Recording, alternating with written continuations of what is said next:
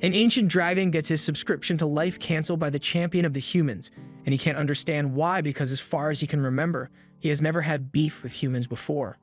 In fact, on many occasions, he has gone out of his way to help humanity, so he at least wants to know what led them to do this, but the humans refuse to give him an answer. The dragon assumes that the humans are killing him for selfish reasons, and to be honest, he has lived long enough as it is, so he isn't going to fight back against them. As the dragon crumbles to dust, he asks the Grim Reaper to take his soul to the underworld so he can finally rest, but the Grim Reaper said nah and stuffed his soul in a baby instead. The dragon opens his eyes to find his new parents and older brother looking down at him, and from what he understands, they decided to name him Dahlin. Years go by, and despite the fact that he was once killed by humans, Dahlin grows up to become a fine young man who cares deeply for the village he grew up in. In this world, agriculture is basically the only industry, so every morning, Dahlin gets up and works in the fields to earn his daily bread. In this village, you're considered an adult at the age of 15, and since Dahlin is now 16, he moved out of his parents' house and now lives on his own and takes care of himself. He's out fishing one day with his older brother when he is reminded that tomorrow is the day he plans to head to the swamp to investigate the recent occurrences there. Dahlin says he remembers, and he still intends to do it because all the lizards in the swamp mysteriously disappeared a month ago, and someone needs to figure out why before something bad happens. That may be true, but his brother sees no reason why Dahlin should have to go since that's usually the job of the garrison. And Dahlin agrees that he normally wouldn't have to do it, but Captain Balin and the others are already busy enough guarding the village, so he doesn't want to bother them with something like this. In that case, Dahlin's brother offers to go with him to make sure he's safe, but Dahlin says Riz won't be necessary. A few moments later, Dahlin catches the first fish of the day, so the brothers end the conversation, and by the time they are done fishing, Dahlin has gotten quite a large haul. Takes his catch back to the village so he can show his friends Melita and Albert, and while they are impressed with the catch, they are concerned that Dahlin was out fishing instead of preparing for his mission. But Dahlin tells them they don't need to worry because he has been preparing little by little over the course of the past few days. Speaking of which, Dahlin wants to thank Melita for her help because he would have had a hard time convincing the village chief to let him go. She says she was happy to help, and Dahlin was the one who trained her in the first place, so she knows he is more than capable of coming back safely. Dahlin asks if Melita and Albert have any plans for the day, so Melita tells him that she plans to take the children out for a brief training session later today, but she says he doesn't need to worry about them since he has enough to deal with already, so Dahlin heads home so he can prepare the fish. While gutting and salting the fish, Dahlin thinks about how the village can afford to hire enough guards to keep the entire place safe, so all the villagers are expected to chip in to ensure everyone's safety. Just then, Era comes up to Dahlin's window and reminds him that he's supposed to have magic practice today. Dahlin had completely forgotten about it, so he thanks Era for coming all the way out here to remind him, so he and Era go head over to Dahlin's magic instructor's house, and once there, Dahlin prepared to demonstrate his offensive magic. He chants a spell, and within a few moments, a powerful energy bolt is fired from his hand, completely destroying the target in front of him. The magic instructor praises Dahlin for his excellent offense, and there's not much for her to teach him anymore regarding that, but as it stands, Dahlin still sucks with medicine, so she's going to spend a lot of time teaching that. Later that evening, Dahlin is in the town square when he meets a young girl with flowing white hair. The village chief introduces her to him and says she will be staying in the village for a while, but he also warns Dahlin that she's a noble lady, so he should be on his best behavior around her. The girl tells Dahlin that her name is Christina and extends her hand to shake his, and as they shook hands, Dahlin could immediately tell that Christina was an incredibly skilled fighter.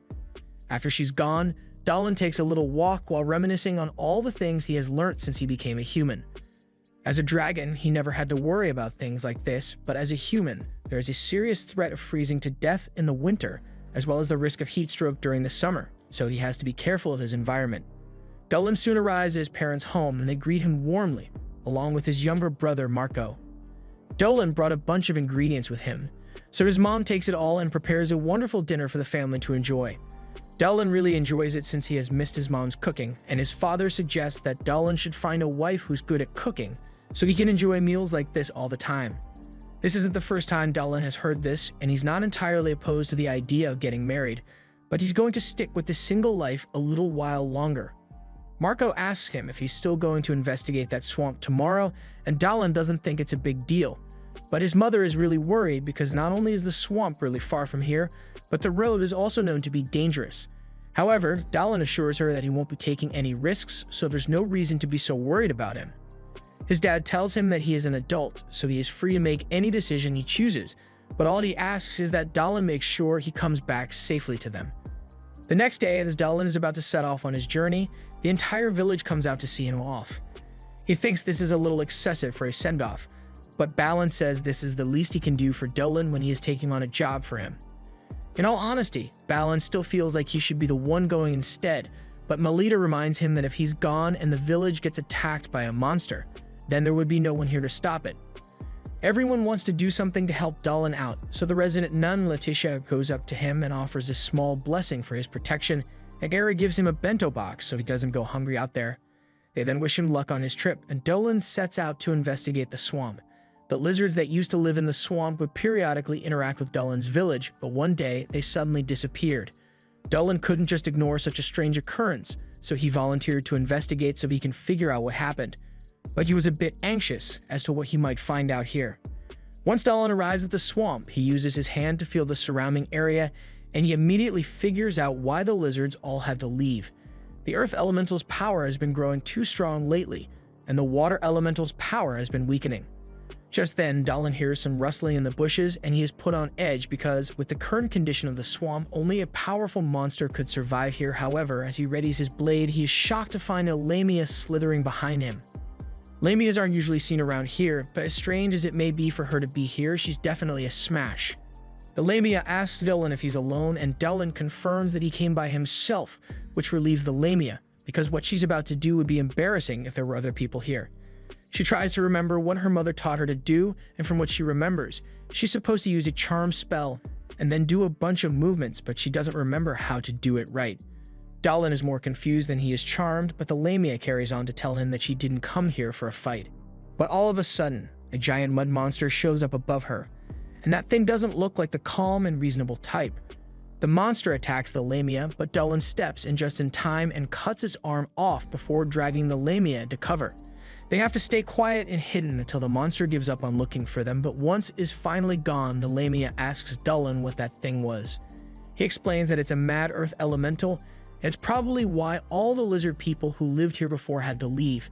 There was an earthquake recently, which may have caused the earth elemental to become like this, and unfortunately, Dallin doesn't think things are going to go back to normal anytime soon. The lamia's name is Selena, and Dallin has heard that all lamias are capable of using magic, so he asks if she can too.